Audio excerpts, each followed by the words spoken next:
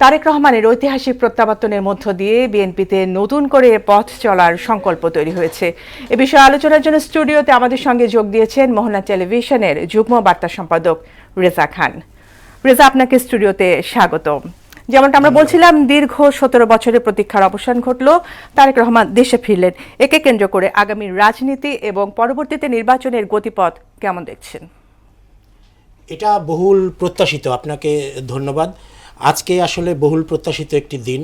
এই দিনের অপেক্ষায় কিন্তু ৫ আগস্টের পর থেকে কিন্তু এই আকাঙ্ক্ষাটা জনসাধারণের আরও বাড়ে এবং তাদের প্রত্যাশা ছিল সাধারণ মানুষের যে আসলে রাজনৈতিক একটা পট পরিবর্তন দরকার। ৫ আগস্টের পট পরিবর্তনের পরে রাজনৈতিক যে পরিবর্তনের প্রত্যাশা ছিল সেটা কিন্তু সেইভাবে আসলে আমরা দেখিনি। কিন্তু আজকে একটি ভিন্ন ধারার পরিস্থিতি আমরা দেখলাম, প্রত্যক্ষ করলাম।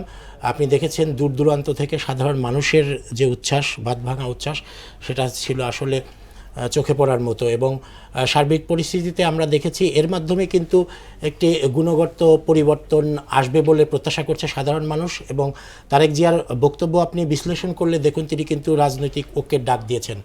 আর আমাদের প্রত্যাশা যে আসলে জাতীয় যে ডাকটা, এটা ইনক্লুসিভ, সবাইকে নিয়ে কিন্তু দেশটা পরিচালনার বিষয়। পতিত আওয়ামী লীগ সরকারের মতো যদি একমুখী শাসন ব্যবস্থা প্রবর্তন হয় তাহলে মানুষের সেই গণতন্ত্র সুশাসন কিন্তু দীর্ঘায়িত হবে। সেই কারণে যেই জাতীয় ঐক্যের ডাক দেওয়া হয়েছে, এখানে শুধু বিএনপি নয়, এখানে সমস্ত রাজনৈতিক শক্তিগুলোকে একত্রিত করে, কারণ দেশটা তো সবার, এখানে সবার পার্টিসিপেশন থাকবে। সেটা নিয়ে যদি ইনক্লুসিভ রাজনীতির পথে তারেক জিয়া যেতে পারেন, সেটা সবার জন্য মঙ্গলজনক হবে।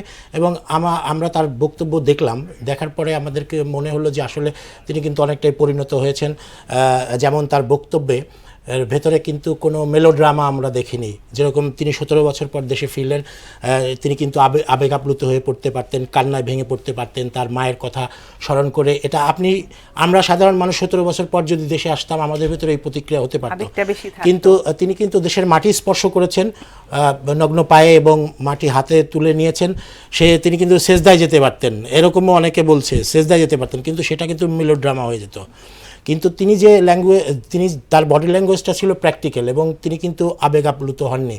বক্তৃতা দিয়েছেন একদম প্রিসাইজলি, খুবই সংক্ষিপ্ত বক্তৃতা দিয়েছেন, যেটা সবার ভেতরেই আসলে উৎসাহের জন্ম দিয়েছে যে আসলেই তিনি অনেক ম্যাচিউরড হয়েছেন। এখন তিনি হয়তো ৬০ বছর বয়সে আছেন, কিন্তু তারপরেও আমরা প্রত্যাশা করব তার যে তারুণ্য এবং যে এক্সপিরিয়েন্স, তিনি কিন্তু ঠেকে শিখেছেন অনেক কিছু। সেটাকে কাজে লাগিয়ে বাংলাদেশকে আসলেই বৈষম্যহীন যে বাংলাদেশ, সবাইকে নিয়ে, একমুখী বাংলাদেশ না, সবাইকে নিয়ে তিনি যদি সেই অভিষ্ট লক্ষ্যে পৌঁছাতে পারেন, সেটা কিন্তু সবার জন্য ভালো হবে এবং আমাদের দেশের জন্য ভালো হবে বলে মনে করছে সাধারণ মানুষ এবং বিশ্লেষকরা তো অবশ্যই তা মনে করছেন।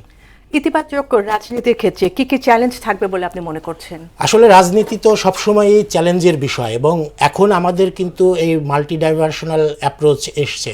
আমার মনে হয় যে আগামী রাজনীতিতে সবচেয়ে ভাইটাল পয়েন্ট হবে এই যে আপনার এআই আসছে, আর্টিফিশিয়াল ইন্টেলিজেন্স, কৃত্রিম বুদ্ধিমত্তা।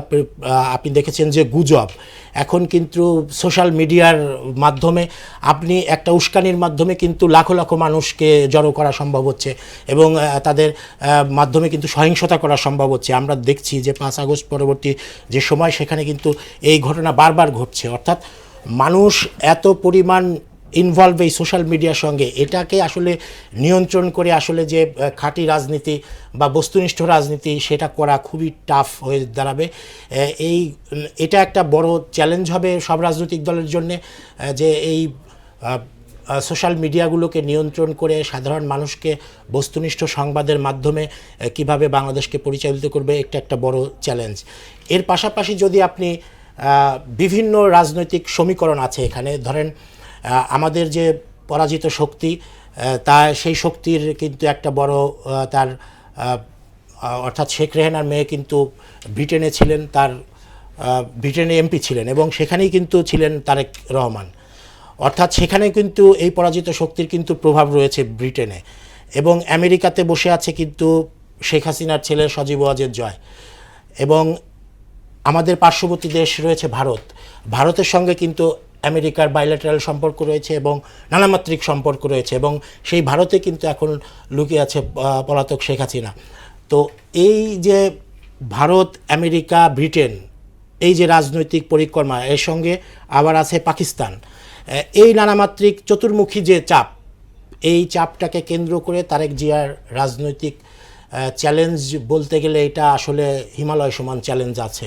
এবং আমাদের দেশে আমরা দেখেছি যে 5 আগস্টের পরে যেভাবে এই ধ্বংসাত্মক কর্মসূচি এবং এক ধরনের ইসলামিক ফোবিয়া তৈরি করা হয়েছে, তার মাধ্যমে কিন্তু মানুষের জননিরাপত্তা অনেকটাই হুমকির মুখে পড়েছে। এবং এইখান থেকে চ্যালেঞ্জ উত্তরণ করে আমাদেরকে আসলে মানুষকে সংযত রেখে দেশ পরিচালনা করা এটা অনেকটাই টাফ ব্যাপার। এবং এর জন্যে আসলে মাল্টি ডাইভার্সনাল অ্যাপ্রোচ দরকার। তারেক জিয়া সেক্ষেত্রে কতটা সফল হবেন, কিভাবে তিনি রাজনৈতিক এই পরিস্থিতিগুলো হ্যান্ডেলিং করবেন, বিশেষ করে ভারতের সঙ্গে আমাদের সম্পর্ক যে জায়গায় পৌঁছেছে এখন, সেটাকে প্রশমিত করে কিভাবে ভারতকে মোকাবেলা করে পাকিস্তানকে সঙ্গে নিয়ে, সবাইকে সঙ্গে নিয়ে, কারণ আমাদের তো কারোর সঙ্গে বৈরিতা রাখলে চলবে না, সব দেশের সঙ্গে, সেখানে ব্রিটেনের সঙ্গে, আমেরিকার সঙ্গে, চায়নার সঙ্গে, এই সবগুলো বিষয়গুলোকেই মাথায় রেখে তিনি কিভাবে রাষ্ট্র পরিচালনা করবেন সেটা তিনি বলছেন।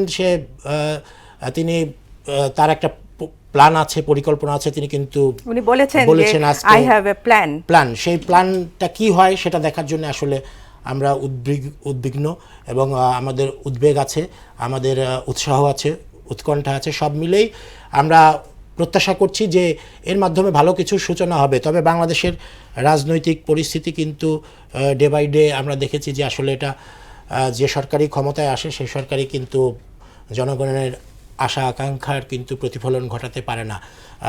আমরা গত 1.5 বছর দেখলাম যে তত্ত্বাবধায়ক সরকারকে যে উদ্দেশ্যে, অন্তর্বর্তী সরকারকে যে উদ্দেশ্যে মানুষ প্রত্যাশা করেছিল, সেখান থেকে কিন্তু জনপ্রত্যাশা কতটুকু পূরণ হয়েছে সেটা কিন্তু বিবেচনার বিষয়। তারা কতটুকু পূরণ করতে পেরেছেন, বিগত সরকারকেও আমরা দেখেছি, তার আগে এরশাদ সরকারকেও দেখেছে মানুষ। সব মিলে যদি তারেক রহমান বা বিএনপি তাদের হাতে ক্ষমতা অর্পণ করে, মানুষ তাদের উপর আস্থা রাখে, তখন দেখা যাবে যে তার জন্য আমাদেরকে অপেক্ষা করতে হবে আসলে কোন দিকে যাবে। সেই সাথে আমরাও সুন্দর একটি রাজনৈতিক ভবিষ্যতের অপেক্ষায়। রেজা খান, আপনাকে অসংখ্য ধন্যবাদ আমাদের সাথে স্টুডিওতে যোগ দেওয়ার জন্য।